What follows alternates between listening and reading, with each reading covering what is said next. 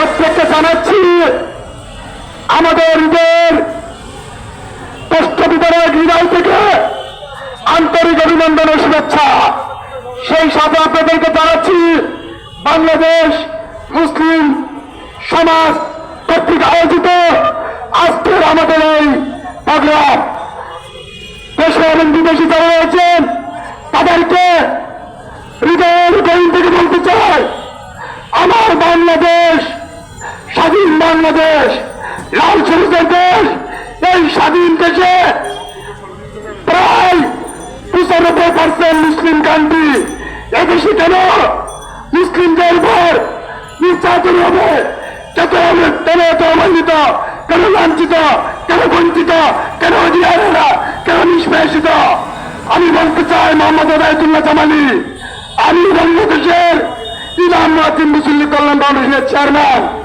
আজকে আমার এই স্বাধীন বাংলার একজন ইমাম শুধু সমাজের নেতা নয়, রাষ্ট্রের নেতা নয়, গোটা পৃথিবীর নেতা।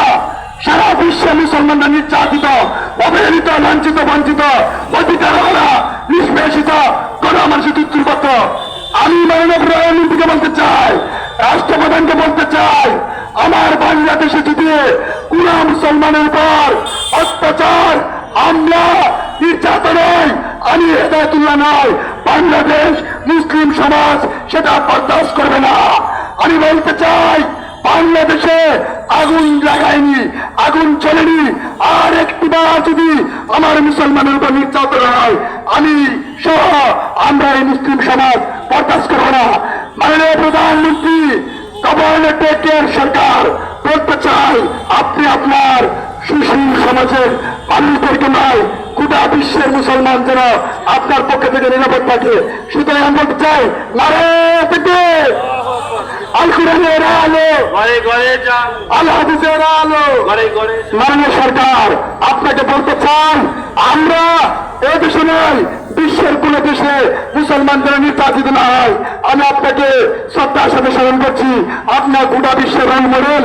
বাংলাদেশ যেন কোন মুসলমান নির্যাতিত না হয়, দেশের বাইরে থেকে নির্যাতিত হচ্ছে, এটা আপনি আপনার দূরদর্শিতায় আপনার মিশনে এটা অবশ্যই কন্ট্রোল করবেন। আপনার দীর্ঘায়ু কামনা করছে আমাদের বাংলাদেশ মুসলিম সমাজ এবং ইমাম মুয়াজ্জিন মুসল্লি কল্যাণ ফাউন্ডেশন দীর্ঘজীবী হোক, এই প্রত্যাশা রেখে এখানে শেষ করছি। ওমা তাওফীক আলাইনা ইল্লাল বালাগ। আসসালামু আলাইকুম ওয়া রাহমাতুল্লাহ।